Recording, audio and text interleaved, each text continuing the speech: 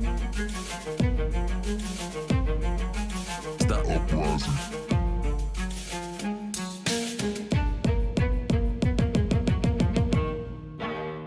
This is the Uprising podcast. I'm Pac, and I'm joined by Adam Lumley. What's going on? Not much, man. How you doing today?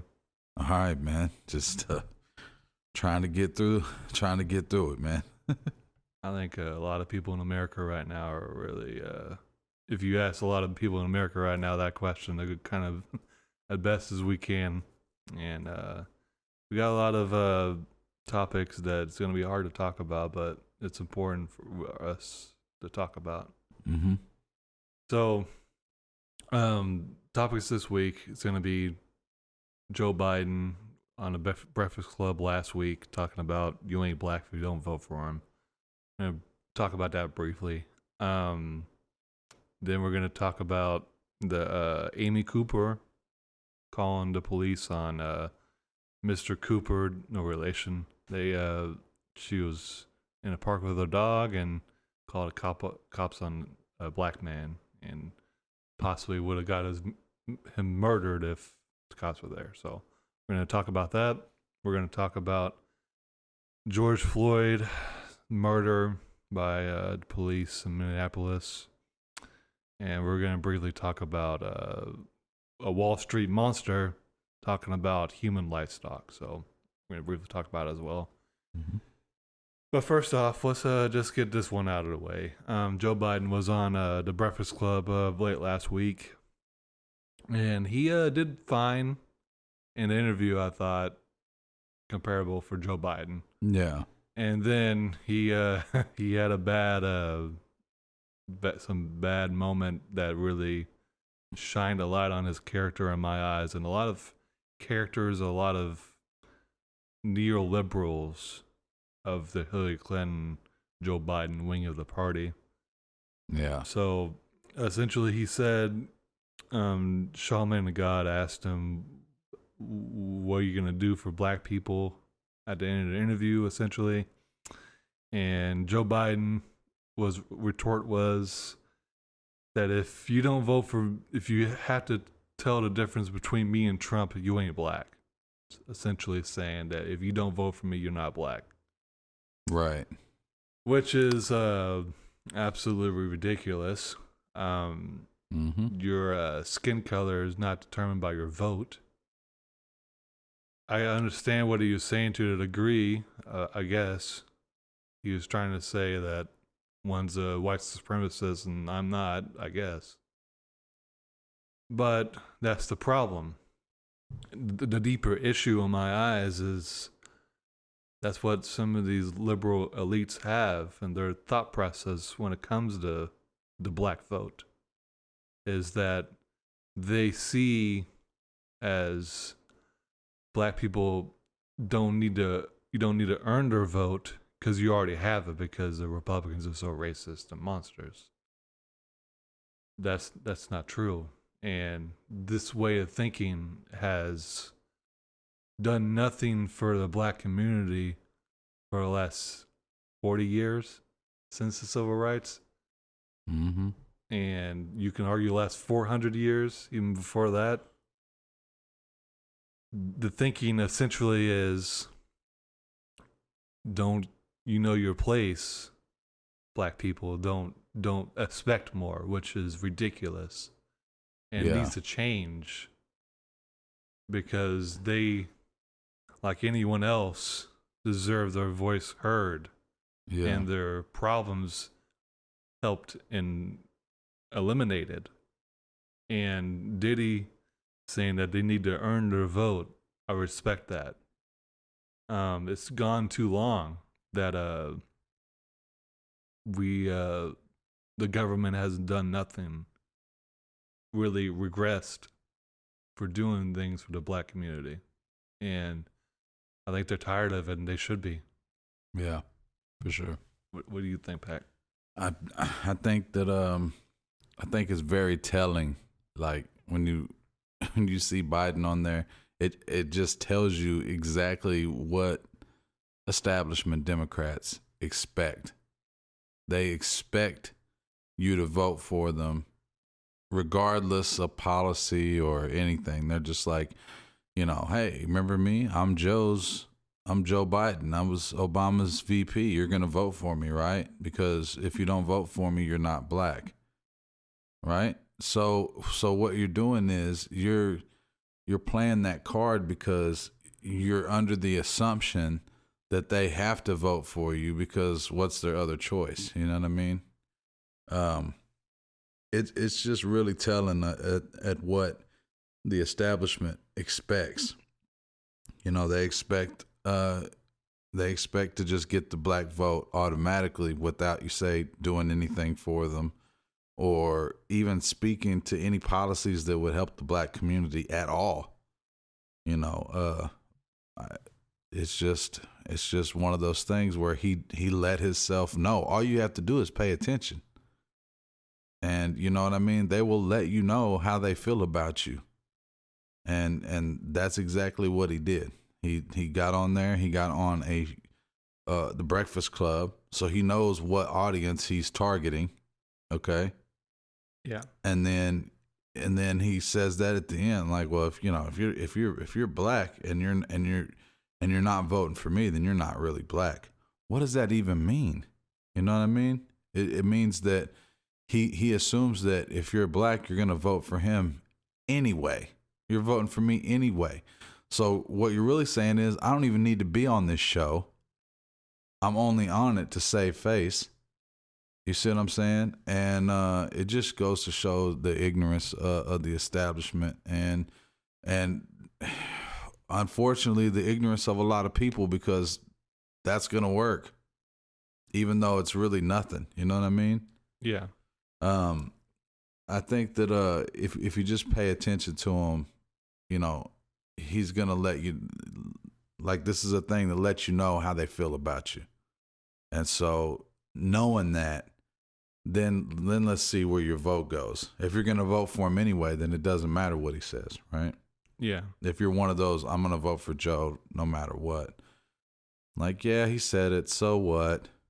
If that's the kind of if you're just going to throw it away like that, then I guess you're giving them exactly what they expect. And it's kind of throwing your vote away, not expecting anything. Mm-hmm. How is someone going to change and do what you want if you don't give them any resistance? Mm-hmm. Charlemagne the God said it really well. He said, it has come to a point where we stop putting the burden on black voters to show up for Democrats and start putting the burden on Democrats to show up for black voters. Yeah. Yeah. I'm not a big fan of Charlemagne God, but that's fire. That's really true. That's right. And it's just like, it's time, man. And the other topics we're going to talk about in this episode just shows that point. This neoliberal nonsense is not doing anything for really anyone other than elites. Mm-hmm. And that the unfortunate thing is, I say unfortunate a lot because we live in a really unfortunate society. And the thing about it is, when you have do-nothing Democrats and you have another party that there's either white supremacists or people that align themselves with white supremacists for their own gains. Mm-hmm. So you have two parties that are not doing much for really anyone. And unfortunately, the black community usually gets the brunt of do nothing for anyone policies. So again, this is probably going to go away in a few weeks. It's kind of already gone away, and a lot of people are still going to vote for him.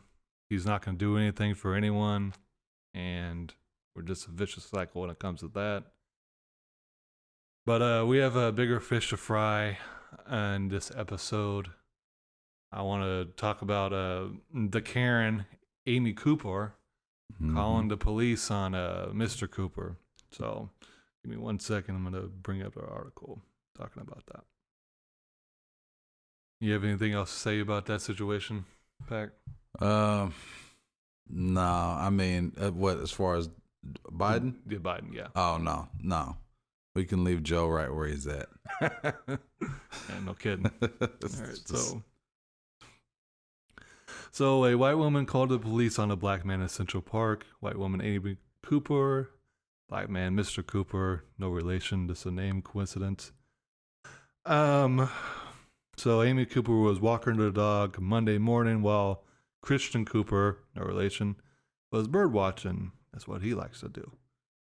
And they both told CNN despite the dispute became because Amy Cooper's dog was not on a leash. That is a rule in Central Park, and especially in that area.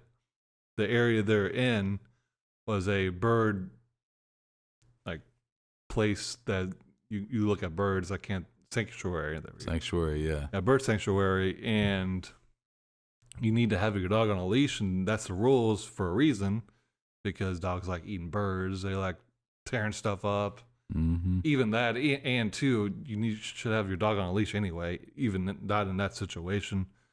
So Christian Cooper told Amy Cooper, you need to put your dog on a leash, try to entice the dog with treats to get the dog over there to put him on a leash. And of course, she became full Karen, because that's another thing with, I'm assuming she's a liberal. This was in New York City. She used African American when she was talking about trying to murder a black man, essentially. Yeah. And this is New York City, which is predominantly Democrat. And she worked for a Wall Street firm, so probably a liberal elite. And she donated to Pete Buttigieg. So there you have it. There you have it. So I would have voted for the Barack Obama a third time if you get that reference. Yeah. So she didn't like anyone, especially a black man, telling her that you need to follow the rules. And I condemn him for standing up and saying you need to stop this, because that's something he cares about. And most people don't really like birds like that, but certain people do, and they want to keep that place, and they don't want dogs eating their birds and everything else. Right. Because if you let things like that happen, that's gonna happen in my eyes. And we don't live in New York City, but hearing from people, that's what people do in New York. They keep people in check. And if you're doing something wrong and you're not following the rules, people are going to check you on that. So that's what he was doing in that situation.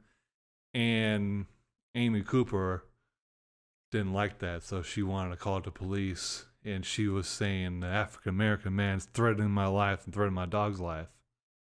Just like Emmett Till, if you don't know what that happened, he was murdered for allegedly whistling at a white woman in the 40s or 50s. Yeah. Around that time. It essentially could have happened a horrible death if police were called, and now they're thinking that some guys is being violent, so police already have issues. They're in that mode, yeah. They already have the issues, not even that context. And now they're in a mode thinking that, oh, this guy's being violent. So luckily, they both left the scene before that happened. And that's the problem. People, especially white people, need to stop calling the cops on mostly black people when they're not really doing anything. And they're telling you need to follow the rules, and you're not entitled to not follow the rules, even though you're a liberal elite. That's the thing, that they don't like getting told what to do. No, because they're so used to telling everyone else what to do. Yeah, it's just another it's another one of those things where, like, I'm privileged, and who are you to tell me what I need to be doing? You know what I mean? Exactly. And I guarantee you, if it was a different person, if it was a white person telling her to do that, she probably still would have got into it with them, you know, because it is New York. Yeah. And like you said, they like to keep people in check, but at the same time, nobody likes to be told what to do. And Yeah. I guarantee she would have probably, talked to him, but then that would have been it. There wouldn't have been, oh, I'm gonna call the cops, and this blowing it up. He's threatening me and the life of my dog. And come on, I mean, this is just. Like you said, it's somebody who's probably, she's probably well off, and she's probably, privileged, and she's flaunting it around, and she doesn't want a black man telling her that she needs to follow the rules. And we get these all the time. It's just like, hey, you should wear your mask, or you should do this, or you should do that. You see what I'm saying?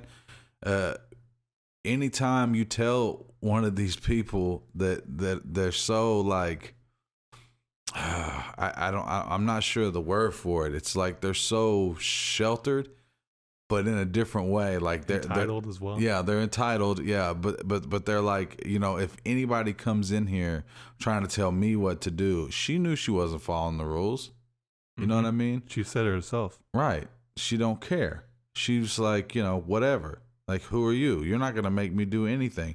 Oh, you think you're going to tell me what to do? I'm going to call the cops on you. I'm going to tell them that you're threatening my life and the life of my dog. Like, come on, this guy's a bird watcher. Okay? It's crazy that we still have these Karens, these incidents with these. Like, I'm going to pick up the phone and I'm going to say that you're doing something horrible to me just because you're here telling me to follow the rules.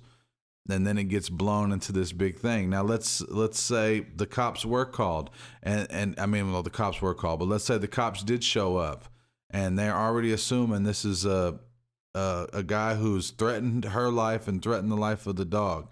So now, how are they going to approach him? And is that going to be fair?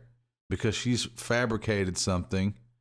You see what I'm saying? And so she could have, like, it could have been way worse. The cops could have showed up, could have put their, could have assaulted him or beat him up unjustly because of her calling the cops and telling them, he's threatening me, he's threatening the dog.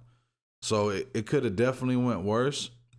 But like, this has got to stop, people. Like, follow the rules. If somebody points out that you're not following the rules, even if you don't want to do it, just say okay and walk away or something, man.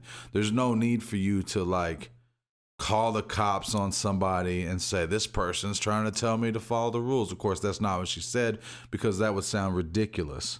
So she had to make this whole thing, exaggerate the whole situation. She weaponized his blackness against him. Yeah, which happens far too often. And either the police responder on the other line didn't hear her or wasn't taking her seriously enough. So she, last part of the video, she was acting full on Karen mode, acting like he was had like a huge butcher knife chasing her or something. And she knows what she was doing. Yeah. And that's the thing. This pandemic we're in is showing people's true colors. Mm-hmm. When you're in the rest and there's a lot of pressure on you and everyone else, your true colors come out. Like Joe Biden, the previous topic, if you let someone talk long enough, their true colors are going to come out. Mm-hmm. Oh, there you go. That's it. So, fortunately, that story didn't turn into the story we're about to talk about. Yeah, thank God. Yeah. So, that's a little segue into the extremely unfortunate situation we're about to talk about. The death of George Floyd by the monsters that are in the police force in Minneapolis. Mm-hmm. All right, so George Floyd was an African-American man who died on May 25th, 2020, after a Minneapolis police officer, not going to say his name, knelt on Mr. Floyd's neck for at least 10 minutes. Yeah. You watched pretty much the whole video. While he was handcuffed, laying on the face down on the road. The other officers also helped detain Mr. Floyd which we didn't even know. One of the people that was in the video trying to get the cops to stop didn't even know there were other two cops on Mr. Floyd's back as well. So the act that that monster, not going to say his name, did even more was unnecessary. Mm-hmm. So we're getting that in a second. During the arrest, Mr. Floyd said, "I can't breathe." He said, "You're killing me." He screamed out for his mother. And unfortunately, eventually he did die. Police are saying that he died on the way to the hospital or at the hospital. Mm-hmm. Yeah, they're saying he died at the hospital, but which I don't believe. They said that he had health issues, diabetes, and other things, which, okay, he might, that's besides the point. yeah, if anything, that means you should be a little more considerate about who you're assaulting and who you're stopping their path of breathing. Okay, so let's get into it. So everyone has a background. If you weren't even aware, you're probably already aware. I mean, that video has like 40 million views. Pretty much nationwide topic right now. So, over petty things like a bounce check, a innocent black man lost his life. Allegedly a bounce check. That's not even. Yeah, it's not. Yeah, It hasn't even been confirmed yet. And that's besides the point. Who cares? He could get a ticket. We can go on a day. yeah, At the maximum, and I don't even think that's necessary.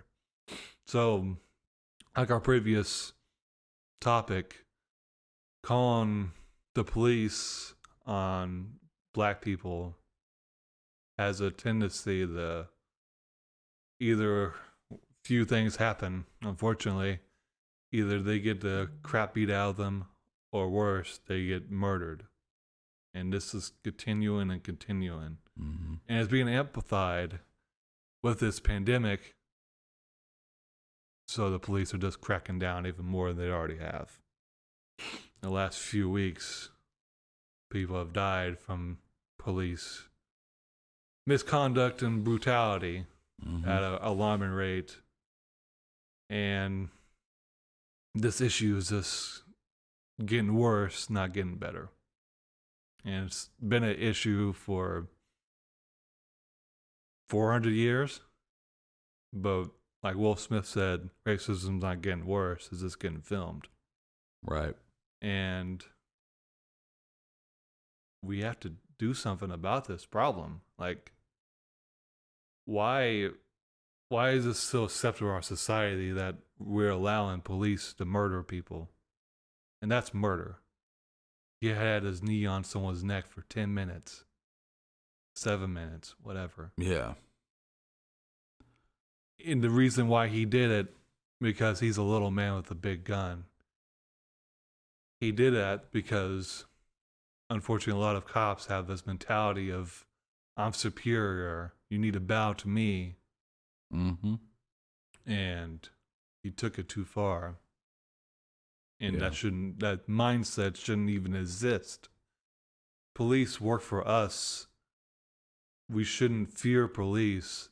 Police shouldn't be a occupying military in certain areas of our Right. country. Yeah. And shame on the other police for not stepping in and saving Mr. Floyd's life. And some people are criticizing the bystanders. But what can they do? If they did something, they're going to probably be in the same situation Mr. Floyd was. Yeah. And we need the police need to hold themselves accountable and start doing more good police work and holding their peers more accountable for their terrible actions, Yeah. which it seems like they're doing. Yeah. But that's That's rare. rare. One incident, and we've had hundreds in the last few years just alone Yeah. that's been on camera Imagine if this wasn't on camera. Oh yeah, yeah. We wouldn't even be having the conversation. Yeah, we had an episode a couple weeks ago with the Aubrey situation, the Bree Taylor situation. We had some technical difficulties, so weren't able to really put that episode out. But one of the things we talked about in that episode was imagine if that wasn't recorded from that idiot that recorded it. Right. They would have just got swept under the rug, Mm-hmm. which has been going on for too long. And I don't know what to say. I'm just angry and sad, and I don't know what to do. My peaceful protesting, getting people elected that were going to stand up against police brutality, I still think will work, but it's not working right now. Right. And yeah. I don't condone violence, and I don't want that to happen, but I don't know what to say, honestly. And we're going to talk about the protesting in a second, but I want to get Pac's opinion. Yeah, I think that like you said, we just had a conversation like this not too long ago. I think this is happening far too often. I think that we need somebody to do something that can do something. I mean, we can protest it, we can point out the injustice, but at the end of the day, this is something that's going to have to be fixed within the police force. Okay, because they're the ones allowing their fellow officers to do this kind of stuff, and to have this training of thought where everyone's the enemy, and I'm superior to you. You have to. If I tell you to do something, you have to do it. I'm sorry, that's not the law. And maybe they need to be taught more law. I think there's a lot of police officers that, risk their. I understand it's a job. You risk your life every day. But once somebody's not a threat, you can get off of them. You know what I mean? That video was probably the hardest one for me to watch in the last couple of years, and there's been so many. I'd say the one with the guy that was on Facebook and the girlfriend and her daughter was in the back seat. That was the other one that kind of hit me like this, because I feel like even if you're doing everything you're supposed to do, and let's say, okay, he did write a bad check, does that justify being killed on the side of the street? No. And if you think it does, something's wrong with you. There's got to be a way to tap into these police departments, hold these officers accountable where they lose their badge forever. Not none of this, oh, these guys are fired. What does that mean? That means another police department hires them in another city and they do this shit again. I would go even further. That they need to be charged with murder. Yeah, they didn't need to be charged for murder. Yes, I'm saying whenever there's any kind of slight, like you start seeing this isn't something that just happens. Okay, this is something that is developed with these officers getting away with this kind of stuff a little bit at a time. So yeah, I beat up a suspect. Nobody said nothing. I did this, nobody said nothing. So then it doesn't stop. It just keeps getting worse until somebody dies. You see what I'm saying? So whenever, yes, there's good cops, okay? But where are the good cops when the bad ones do this? Why aren't they speaking out? Why aren't we hearing their fellow officers say, you know what? I don't condone this. He's wrong and he don't need a badge. He needs to be tried for murder. You don't hear them stepping up and doing none of that. And that's the problem, because what good is it you being a good cop if you can't be a good cop when it counts? You know what I mean? Yeah. Oh, you're a good cop. You've never actually killed an innocent person. Bravo. But your fellow officer has, and you're silent. And I know that, like, we get a good, we get good administration. Maybe we could do something to fight this. But right now, like, realistically, this is something that has to be fixed inside of the police department. Like, the higher ups and the people that allow them to get away with it, they must be okay with it. I mean, they have to be, Because if not, why hasn't anything else been done? Like, firing somebody for killing somebody is not a good enough thing, and that doesn't work across the aisle. If I get into a fight with somebody and I put my knee on their neck and I don't get off them and they die, I go to jail for murder. Now, it should be that no matter who the person that does it is. Politician, police officer, zookeeper, it doesn't matter. If you kill somebody, if you hold your knee on their neck till they can't breathe anymore and they die, you got to be tried for murder. That's it. Now, if that doesn't happen, then what are you teaching these other cops who have been doing the slightly, profiling and that kind of shit? Nothing. They're like, hey, he got away with it, so that means I can act however I want, and that means my authority is rule over all. And so then you have this whole other intoxicating mentality that kind of spreads through, where other cops are like, hey, he made a mistake, he died. Just because you made a mistake and you haven't killed anybody before doesn't mean you shouldn't be tried for killing somebody. You know what I mean? I think that they need to be held accountable when they do this shit. And the reason that it keeps going on is because there's no accountability within the police force itself. You know what I mean? They have always have deniability. They can always, even though they've got their body cams and all that on, they can still get away with this shit. And it's not enough for us to just point it out and say it's wrong. There has to be something done to fix this. And I think that it has to be done within the police department.